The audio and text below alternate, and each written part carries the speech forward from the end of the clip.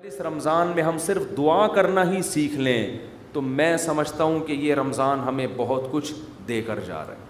اور حضرت حکیم الامہ فرمایا کرتے تھے جن کو گناہوں کی عادت نہیں چھوٹ رہی نا تو وہ بھی اللہ سے دعاؤں میں مانگ لیا کریں کہ اللہ مجھے یہ عادت چھڑوا دے. تعلق ختم نہ کریں اللہ سے, لنک ختم نہ. اللہ کو وہ لوگ پسند نہیں ہیں جو اللہ سے تعلق ختم کر دیں. لنگڑا لولا تعلق ہو, گناہوں کے بعد توبہ والا تعلق رکھو, لیکن رکھو, تعلق ختم نہیں ہونا چاہیے. کیونکہ یاد رکھو جیسے ہم اکیلے پیدا ہوئے قبر میں بھی اکیلے ہی ہوں گے, اس وقت اللہ کے سوا کوئی بھی نہیں ہوگا. تو جس نے دنیا میں اللہ سے جتنی دوستی لگا لی قبر میں یہ دوستی کام آئے گی, اور جس نے دنیا میں اللہ سے نہیں لگائی, اللہ کو یاد نہیں رکھا, بیوی بچوں کے بکھیڑوں میں, دوستوں کے بکھیڑوں میں, رشتہ داروں کے بکھیڑوں میں پڑا رہا, پیسوں کے بکھیڑوں میں, تو قبر میں ان میں سے کوئی بھی کام نہیں آئے گا. قبر کی تنہائی اللہ کی یاد دور کرتی ہے. قرآن کی تلاوت, ذکر, اذکار, یہ قبر کی میں روشنی کا ذریعہ بنے گی. اور اگر اللہ سے دل میں وحشت ہے, نہ مانگنے کی عادت ڈالی, یہاں مانگو گے تو وہاں بھی قبول ہوں گی. اور نبی صلی اللہ علیہ وسلم نے فرمایا کہ تنگی کی حالت ہو یا خوشی کی حالت ہو, دونوں حالتوں میں اللہ سے مانگنا ہے. پریشانیوں میں اللہ سب کو یاد آتا ہے, خوشیوں میں اللہ یاد آنا مشکل. جب پریشانی ہوتی ہے نا, بھی تو ہندو بھی اللہ سے دعائیں مانگ رہے ہیں. کورونا پھیلا ہوا ہے, وہ بھی آ کے مسلمانوں سے کہہ رہے ہیں اللہ سے مانگو بھائی. ہماری دادی اللہ مغفرت فرمائے بتایا کرتی تھیں, اور بھی میں نے یہاں ایک بزرگ تھے ان سے بھی سنا, کہ جب ہندوستان میں قحط پڑتا تھا تو ہندو مسلمانوں سے آ کے کہتے تھے اللہ سے دعا مانگو یہ قحط دور ہو جائے. تو جب سخت مصیبت آتی ہے, میں نے ایک دفعہ جہاز میں سفر کر رہا تھا, تو کراچی سے ہم پتہ نہیں اسلام آباد یا لاہور, تو کیا ہوا ہے جہاز میں اکثر لبرل قسم کے لوگ بیٹھے ہوتے ہیں, اکثر, زیادہ تر نہیں, اکثر, جو اللہ کو ذرا کم ہی یاد کرتے ہیں, ذرا ماڈرن قسم کے لوگ ہوتے ہیں نا. جہاز میں پیسہ ہوتا ہے تو ورنہ وہ ٹرین سے, نیک آدمی ہوتا تو ٹرین سے جا رہا ہوتا نا, یا بس سے جا رہا ہوتا بیچارہ, چھت پہ بیٹھ کے جا رہا ہوتا. پیسہ آتا ہے تو دین اکثر چلا جاتا. تو اکثر جہاز میں دیکھا ہے لبرل, ایئرپورٹ پہ ہی اسٹائل پتہ چل جاتا ہے. تو ہم جا رہے ہیں, ہمیں کراچی سے جہاز چلا ہے, راستے میں کہیں موسم خراب, تو ہلکے پھلکے 2-3 جھٹکے آئے جہاز کو. میں نے تو لیپ ٹاپ نکالا, وصیت کو اپڈیٹ کر دیا نا. ٹھیک ہے, تو میرے پاس ہر وقت وصیت نامہ رہتا ہے, کہ کوئی بھی ایسی بات ہے بھائی لکھ دو.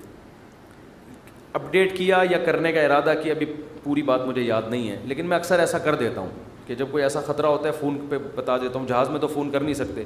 ایک دفعہ ہم مکہ سے مدینہ جا رہے تھے, عربی ڈرائیور تھا, اس نے جو بھگائی ہے گاڑی, ٹیکسی لی تھی کرائے پر, تو میں نے گھر باقاعدہ فون کر کے 2-3 وصیت نامے اسی وقت لکھوائے.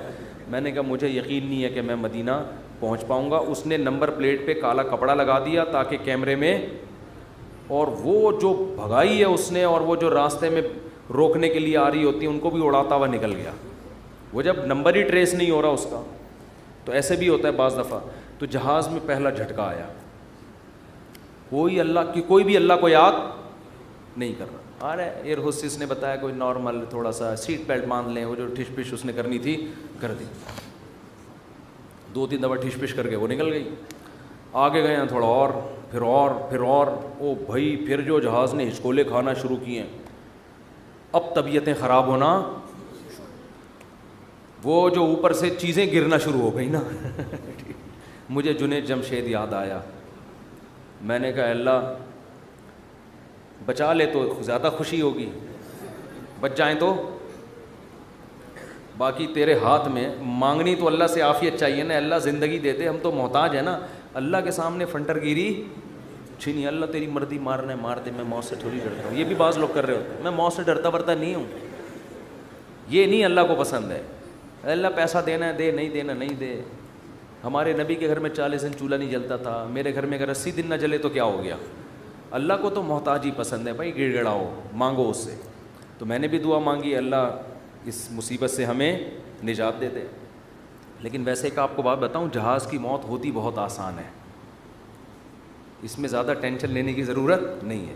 کیونکہ ٹرین سے آدمی ٹکراتا ہے نا, پتہ نہیں کون سی کدھر سے جا کے کٹے, کون سا سر پچ کے, بس میں جائے ٹانگ پھنس گئی کھڑکی میں, بہت بھیانک موت ہے. جہاز میں ایسی موت ہوتی, میں نے تو جہازوں کے انجینئروں سے بھی دوستی ہے, پائلٹوں سے بھی. وہ کہتے ہیں جہاز میں آپ بیٹھے ہوئے ہیں, فوراً پہنچ گئے دوسرے جہان میں. وہ جو تھوڑی میں تھوڑا ہل رہا ہے اس کا تو خطرہ ہوتا ہے کہ یہ ہو کیا رہا ہے ہمارے ساتھ, لیکن جب ٹکراتا ہے نا, اللہ نہ کرے, تو یا جیسے ہی اس کی اسپیڈ کم ہوئی یا کسی سے ٹکرایا تو ہماری کھوپڑی ہمارے تن سے فوراً سے پہلے جیسے سر قلم کر دیا کسی کا, تو ایک دم مر جاتا ہے. اس لیے زیادہ ٹینشن نہ لیا کریں. تو اب وہ جب ہلنا شروع ہوا تو شروع میں تو لوگ انجوائے کر رہے ہیں بھائی, کوئی اخبار پڑھ رہا ہے, کوئی کیا کر رہا ہے, کوئی ویڈیو گیم کھیل رہا ہے, کوئی فلم دیکھ رہا ہے, جو بھی موبائل پہ لگے ہوئے ہیں. جب زیادہ ہلنا شروع ہوا ہے نا تو اللہ اللہ کی آوازیں آنا شروع. میں نے کہا اب دیکھو یہ انسان کتنا نالائق ہے. اللہ نے اتنے جھٹکے دیے, اب بول اللہ نہیں, ابھی تک نہیں. اخبار, پب جی, یہ سب چیزیں چل رہی ہیں. وہ جب چیزیں گرنا, وہ ایئر ہوسٹس وہ جو پانی وانی لے کر آتی ہے نا, وہ بھی دھڑام سے ادھر کو نیچے. جب اتنی حالت ہوئی ہے, وہ ایئر ہوسٹس بولے ایکچولی کچھ بھی نہیں, کچھ بھی نہیں, کچھ بھی نہیں. لوگوں کو پتا ہے کہ ان کو تو یہ سکھا کے بھیجا جاتا ہے کہ کچھ بھی ہو جائے آپ نے بولنا ہے کہ کچھ نہیں ہوا, کیونکہ ان کو تو تنخواہ اس چیز کی مل رہی ہے نا.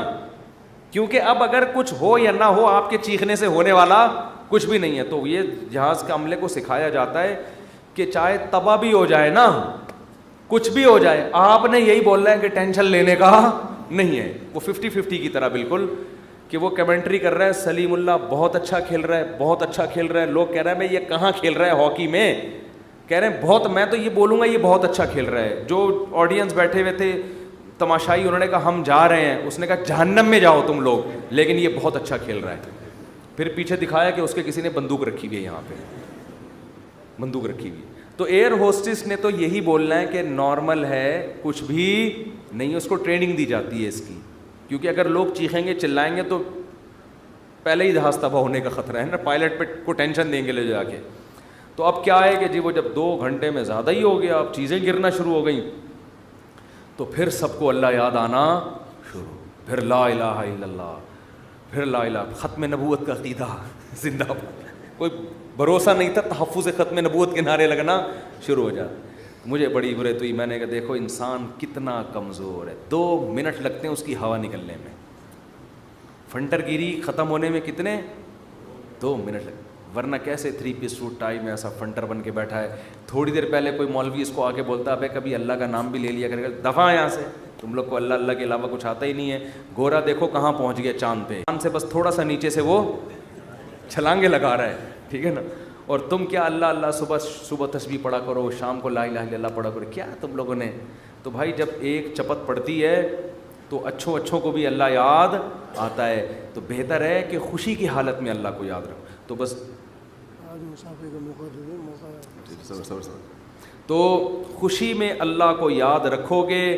حدیث میں آتا ہے کہ غم میں اللہ تمہیں یاد رکھے گا. 2-3 کام بتا دوں بس, رمضان کے بعد پابندی سے کرنے ہیں.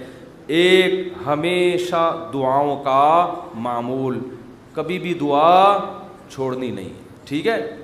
دوسرا کام, دل لگے نہ لگے, یہ اپنے اختیار میں نہیں. یہ لوگ کہتے ہیں دل نہیں لگ رہا, ابے بھائی تو مانگ لے, اس کی برکتیں آپ دیکھو گے انشاءاللہ.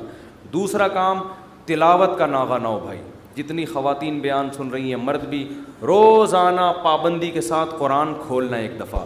یہ جو 1 دفعہ بند ہوتا ہے پھر رمضان میں جا کے نکلتا ہے, یہ قرآن کے ساتھ بے انصاف. کبھی کبھار جو حافظ ہیں ان کو تو اللہ نے بڑی سہولت دی ہے, 15 منٹ پڑھ لو, آدھا گھنٹہ پڑھ لو, تھوڑا پڑھ لو, لیکن پابندی کے ساتھ. کوشش کریں گے کہ نہیں کریں گے گھروں میں بھی. اور تیسرا کام, تسبیحات. اللہ کا نام ہے نا اس میں. دیکھو لا الہ الا اللہ اس وقت نکلا نا جب جہاز ہچکولے کھانے لگا, تو ابھی کوئی بھی ہچکولے نہیں کھا رہا, ابھی نہ کوئی اللہ الحمدللہ کچھ بھی نہیں ہو رہا. تو ابھی لا الہ الا اللہ صبح 100 دفعہ, شام کو 100 دفعہ. تیسرا کلمہ پڑھ لیا, سبحان اللہ والحمد للہ ولا الہ الا اللہ واللہ اکبر. یہ تیسرا کلمہ اللہ کو اتنا محبوب ہے.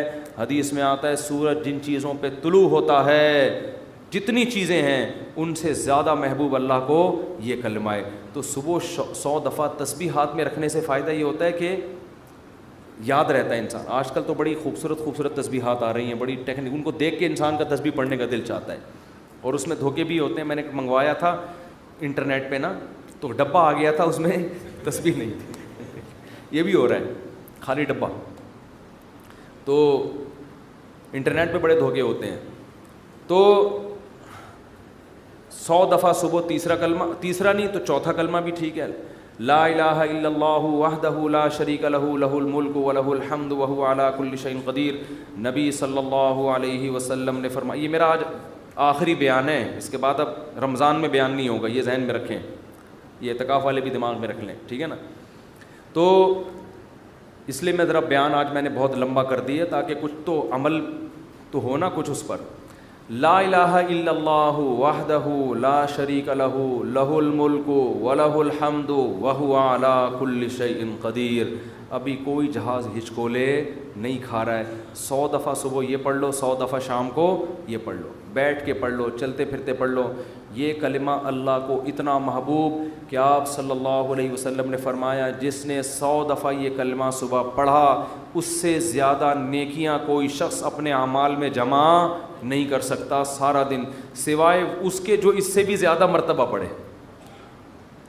تو بہت یہ اللہ کو محبوب کلام ہے. کتنا پیارا, لا الہ الا اللہ, اللہ کے سوا کوئی عبادت کے لائق نہیں ہے, وحدہ تنہا ہے, لا شریک لہ اس کے ساتھ کوئی شریک نہیں ہے, لہ الملک اسی کی بادشاہی, ولہ الحمد وہی قابل تعریف, وہو علی کل شیء قدیر. اور یحیی و یمیت بھی درمیان میں لگا سکتے ہیں, اور وہ ہر چیز پر قدرت رکھتا ہے. یحیی و یمیت, وہی موت دیتا ہے وہی حیات. اللہ کو یہ کلمات اتنے محبوب کیوں ہیں؟ آپ کہیں گے اس میں کون سا ایسا قربانی ہے؟ اصل میں دنیا میں ہر چیز کا تذکرہ کیا جا رہا ہے جس سے انسان کا مفاد. اگر لوگ کسی ذات کو سب سے زیادہ بھولیں تو کس کو؟ اللہ کو. تو جو چیز مارکیٹ میں شارٹ ہوتی ہے اس کی ویلیو بڑھتی ہے. اللہ کو پتہ ہے کہ دنیا میں امریکہ کا نام لینے والے بہت, پیسہ کا نام لینے والے بہت, عزت شہرت کے بھوکے بہت, اللہ کا نام لینے والے مارکیٹ میں شارٹ. اور اگر اللہ کا نام لے بھی رہے ہیں تو اپنے فائدے کے لیے. آپ نے صرف اللہ کو راضی کرنے کے لیے ان تسبیحات کی پابندی کرنی ہے. حدیث میں آتا ہے, بخاری کی حدیث ہے, کلیمتان خفیفتان علی اللسان ثقیلتان فی المیزان حبیبتان الی الرحمن. کیا خوبصورت کلام ہے. فرمائے 2 کلمے ایسے ہیں زبان پہ بہت ہلکے, ترازو میں بہت بھاری, اور الرحمن کو بہت محبوب. وہ فرمایا سبحان اللہ و بحمدہ سبحان اللہ العظیم. تو چلتے پھرتے انسان یہ پڑھ لیا کرے, اور کوئی مقصد نہ ہو کہ میں یہ وظیفہ پڑھوں گا تو میری شادی ہو جائے گی, میرے بچے ہو جائیں گے, اور وہ ماموں نہیں مجھے کہیں گے ان کے بچے. یہ چکروں میں نہ پڑھیں. اللہ کو, اللہ کا نام لیں اللہ کو خوش کرنے کے لیے. اللہ کو اللہ کا نام لینے والے لوگ پسند ہیں. اور میں گارنٹی کے ساتھ لکھ کے دے دوں آپ کو, اس سے جو دل میں سکون ملے گا وہ سکون آپ کو کسی نفسیاتی ڈاکٹر کی کاؤنسلنگ سے اور کسی سائیکولوجسٹ کی کاؤنسلنگ سے نہیں ملے گا. آپ کو ایسا سکون ملے گا. آپ یہ پابندی تو کریں لیکن سکون کے چکر میں نہیں کریں, یہ پھر نہیں ملے گا سکون. اگر آپ نے ٹرائی کیا نا کہ میں اللہ کا نام لے کے دیکھتا ہوں سکون ملنا ہے کہ نہیں ملنا, پھر نہیں ملے گا. یہ تو ایک ویسے ہی اللہ کی طرف سے سہولت ہے. تو روزانہ خواتین بھی مرد بھی صبح و شام کم سے کم 100 مرتبہ تیسرا یا چوتھا کلمہ صبح اور 100 مرتبہ. یہ میں بہت ہلکا پیکج دے رہا ہوں, اس سے آگے تو پھر یہ تو کم سے کم ہے. تو یہ معمول بنانا ہے, کریں گے کہ نہیں کریں گے؟ تو اور یہ جو اعتکاف والے بیٹھے ہیں نا, یہ ابھی مسجد سے جب شارٹ ہوں گے تو اگلے سال پہچان میں بھی نہیں آ رہا ہوتا کہ یہ کون ہے, کہاں سے آیا, کدھر ہے, حالانکہ قریبی محلے میں رہ رہا ہو. ایسا نماز سے بھاگتے ہیں جیسے ان کو احساس ہو گیا کہ ہم نے جو 10 دن مسجد میں نماز پڑھی تھی وہ صحیح کام نہیں کیا تھا ہم نے, تبھی تو ایسا بھاگا ہے کہ مارکیٹ سے بالکل ہی شارٹ ہو گیا. بعض دفعہ کوئی کام کر کے دیکھتا ہے انسان تو کہتا ہے ٹرائی کیا مزہ نہیں آیا, اب نہیں آنا. ایسا نہ کرو میرے بھائی. آپ کو 10 دن اللہ نے مسجد میں بٹھایا, آپ نے تکبیر اولیٰ سے نماز پڑھی, تراویح پڑھی, تو اب آپ کو اس کم از کم نماز ہی کو کنٹرول کر لو پورے سال. اکثر گناہ گاروں کو توبہ اعتکاف میں نصیب ہوتی ہے, اکثر لوگ میں نے دیکھے.